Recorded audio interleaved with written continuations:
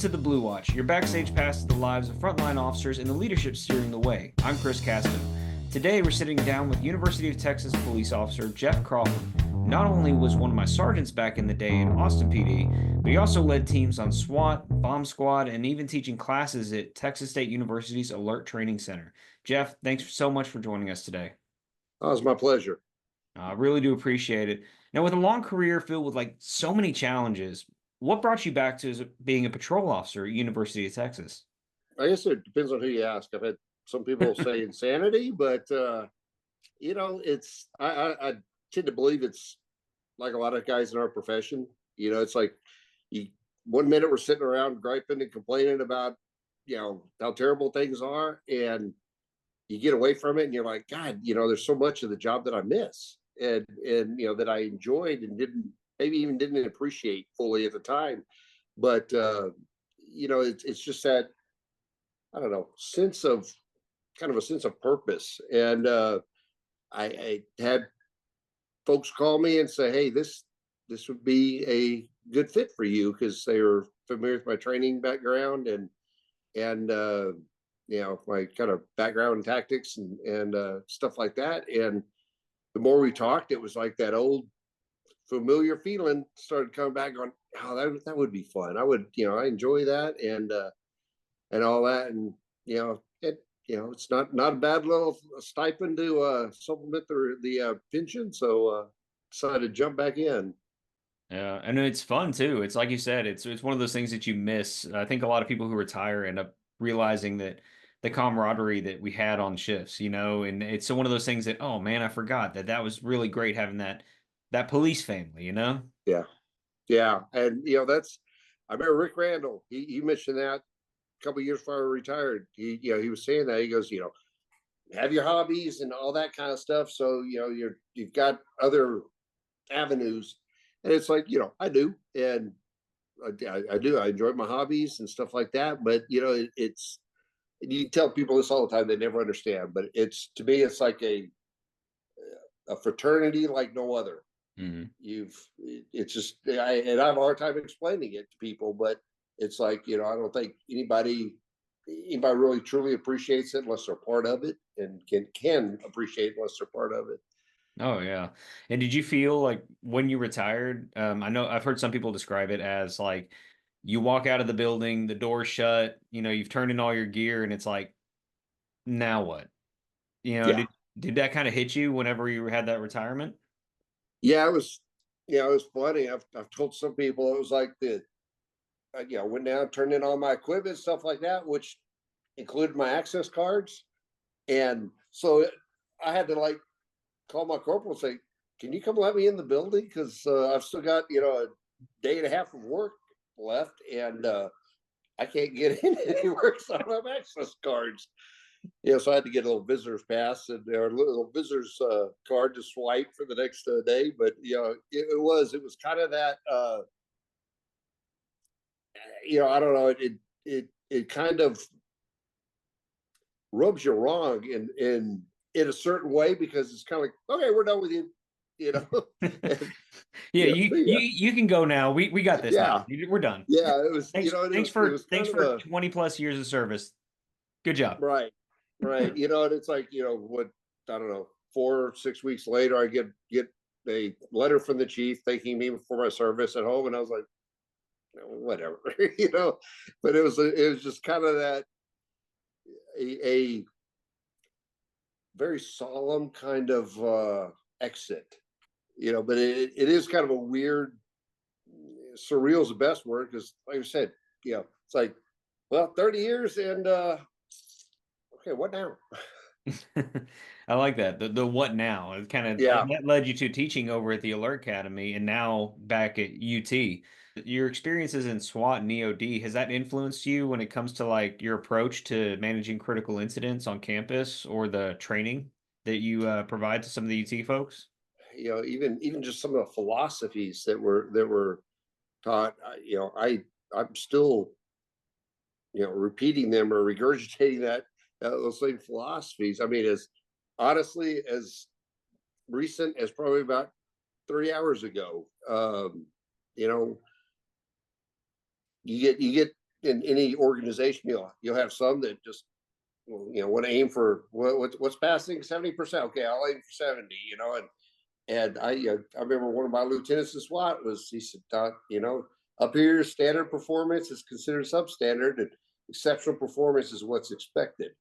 And that always, as nonchalant as he uttered those words, that stuck with me. I mean, that's going back to 1996 or 97, and that always stuck in the back of my mind. And it's one of my favorite quotes that I use now. And but kind of teach me, don't aim for 70%. Aim for 100. If you get 95, then man, we're still doing good.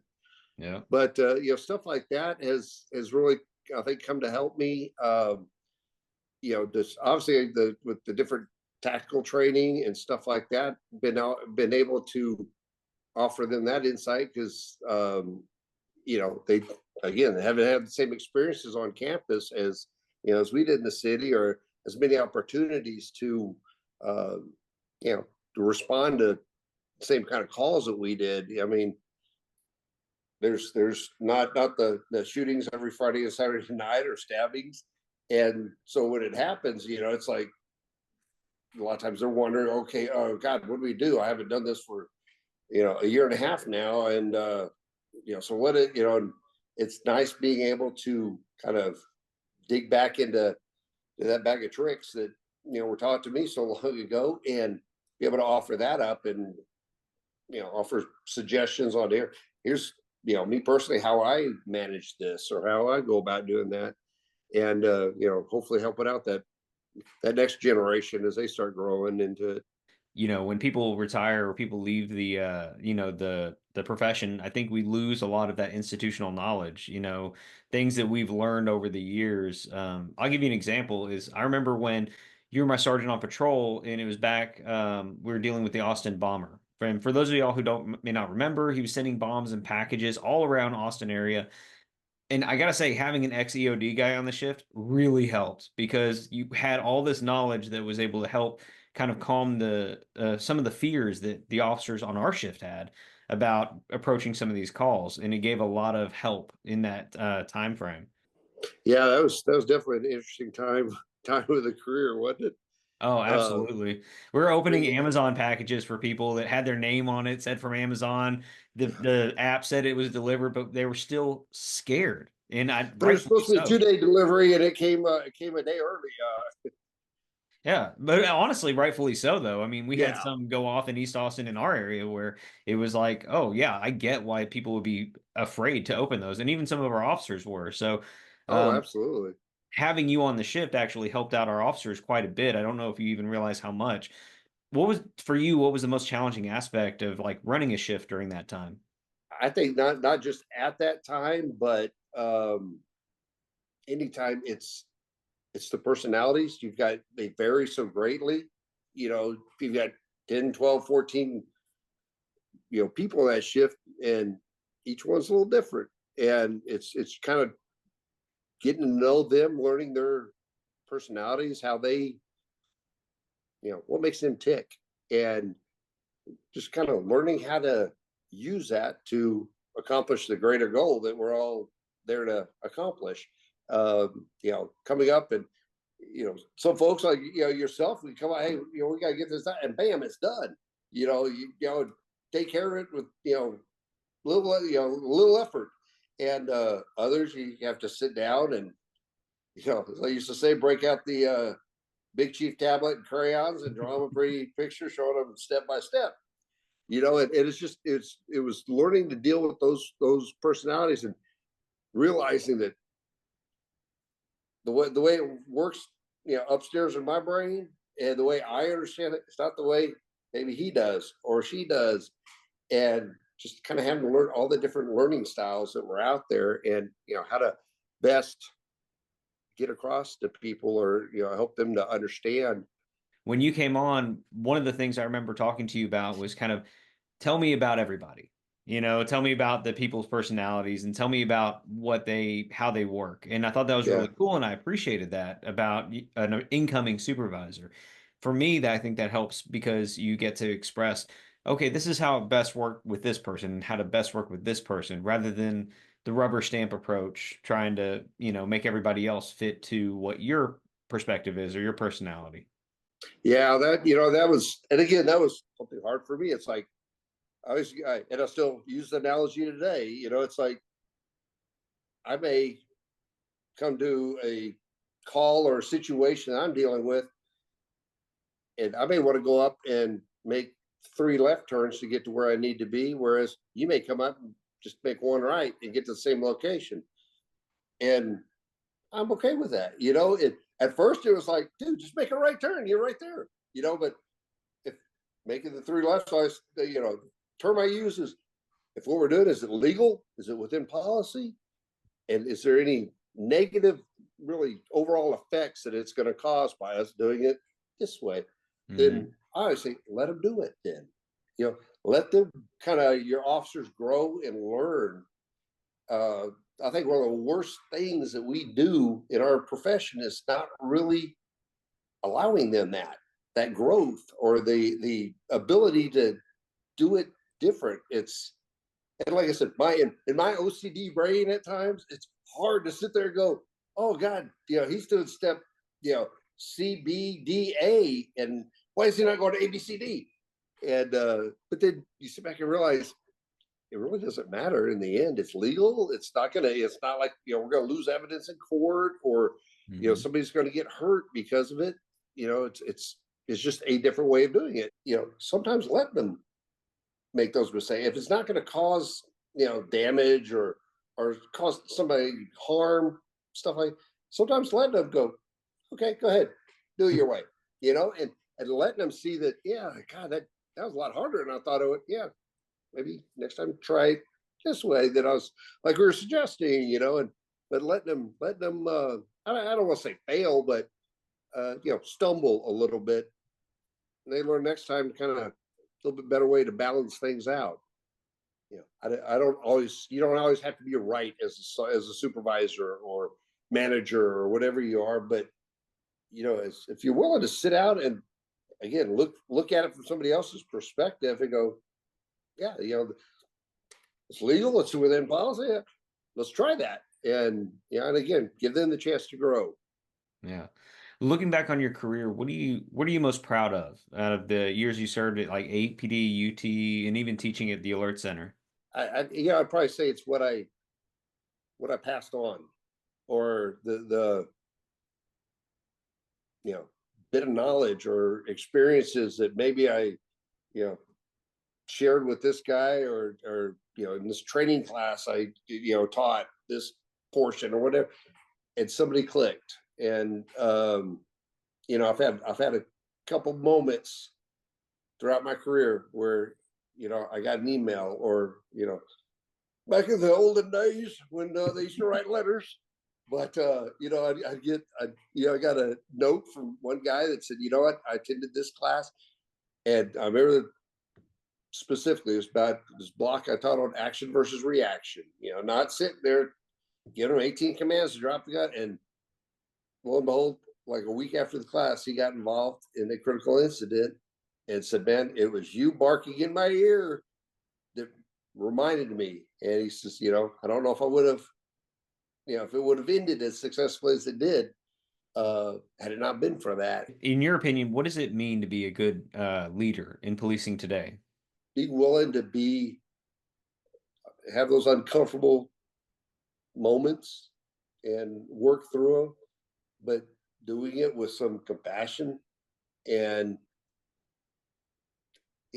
understanding that greater good, that we and handling it that way. I've seen many examples of folks that, as I like to say, they like to wear the stars, bars, and stripes, but when it comes time to make those decisions, the first thing they want to do is grab their cell phone and call their next level supervisor. What do you want me to do? And and I just think that's not what a leader should be. A leader should be the one out there with that knowledge, at least somewhat. And again, not everybody can be an expert in anything, but be educated enough to be able to make those sound decisions. I don't mean stand up and fight for them. If they did something wrong, then we got to address it. That's part of that uncomfortable conversations, right? Exactly, If they exactly. do But something wrong, they screw up, call them on it. we gotta hold folks accountable when they screw up. And I know there's all sorts of, the liability, and we're worried about the city's worried about getting sued and so forth. But I think we lose a lot of credibility as a profession by not stepping up and owning it when we screw up. Taking that ownership. Yeah, exactly. It's like you got to step up and be willing to go, you know what, this is above my skill set.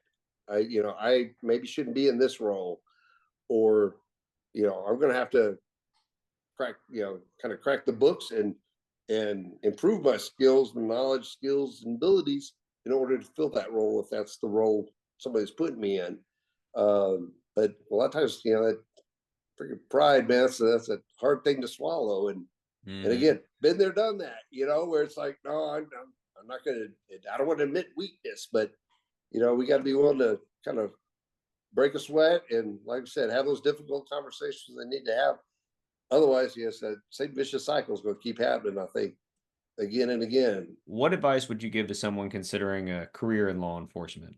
After all the time that you've spent in the field, what would you tell someone who's thinking about it? In all seriousness, one thing is, I'd say, you gotta kind of develop that thick skin, and not, as hard as it is, not take it personally. Yeah, and that's difficult at times. And look at the reasons, take an honest look at, well, why am I doing this? Yeah, we're all kind of adrenaline junkies that, we want to jump out and, run code 3 to all the calls and, fight crime, suppress evil, and, go home with the S on our chest. But, why are you doing this? And if it's not honestly deep down, it's, where I truly, it's because I want to help people, or I want to make this better.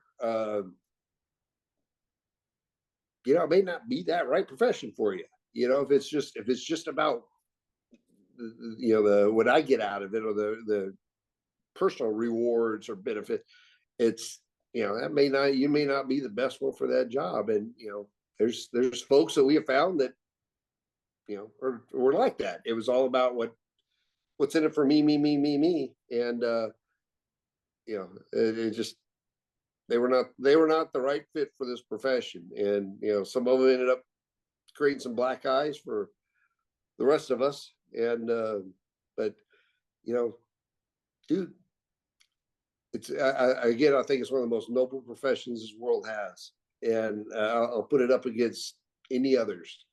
Yeah, if you're in it just for the paycheck, it's the wrong profession for you. That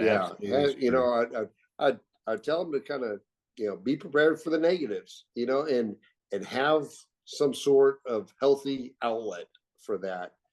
I have a hard time sitting there discouraging people. I joke all the time that, oh man, if I had to do it over again, I'd join the fire department. At least they go knock down doors and people like them all over. Yeah, and then people next day are bringing all their baked goods to their station, and pet the dog and all that kind of stuff. Us, no, hell no. But I joke about that, but it really, I have a hard time telling people, oh, don't be a cop. We're going through, and we've been going through for the last few years, very unique time in our profession. But honestly, we got to own a good portion of that and say, okay, yeah, may not have been me, may not have been you, but those that preceded us or worked with, some that worked with us, did things to cause us and or kind of help push in that direction. Yeah. And I tell you, as simple as it sounds, don't be that guy. Be the one, again, be the one that they look back at and say, that guy did this helped me learn this, or taught me how to do this better, or you know, did something to make an improvement on things, or help me improve my abilities, and continue that positive effects that those kind of things can have. Continue that with that next generation. And again, you asked me, about getting back into things, after retirement and all that. And I really had no intention, but it was like still I think that desire to want to help that next generation. Because again, not all supervisors or managers, or whatever term you want to use for the different ranks, not all of them seem to care that about that. And they're like, well, I'm okay because I made it to a certain level, and not so worried about the little guys, so to speak, the boots on the ground. And just we got to bring up that next generation, and that's what kind of drives me. And I would tell somebody coming into the profession to do it right if you're going to do it, and if you're not, don't do it at all. Find something else. But just really, kind of that core purpose that we serve out there, and try to always do the best you can, for those folks, because 99% of them out there, man, they need us. I know there's small percentage that like to kind of convince themselves that we just need to abolish cops and all, and deep down we know that they'd be the first ones hitting 911 if we did that. And just know that you're gonna deal with people like that are just full of shit. And there'll be that soundbite on the news that everybody's listening to, and that kind of thing. Is frustrating, but not letting it get to you. Have those healthy outlets, whatever it may be, whatever hobbies or workouts or whatever it is you do. Have something like that, so the job doesn't eat you up. Because we know folks that it did, and and I wouldn't want. I hate seeing that. I mean, we count way too many folks that let it get to them too much, and go off that deep end. But overall, man, just taking care of the guy to your left and the guy to your right, and making sure they're okay, and be willing to, help guide them. If they're having a rough time, kind of taking them by the arm and, walking them off or something like that. But just taking care of one another, whether it's cop to cop or cop to citizen or whoever, it's we're all in the same friggin' big boat together, man. And the constant headbutting and stuff like that, or it's not healthy for anybody. And I think I have to think that it's going to get better. Yeah. Well, thank you so much, Jeff, for being here. And everybody, thank you for joining us today on the Blue Watch. Please share and subscribe for more leadership insights from the front line, and check out our website, thebluewatch.com. Until next time, stay safe, everyone.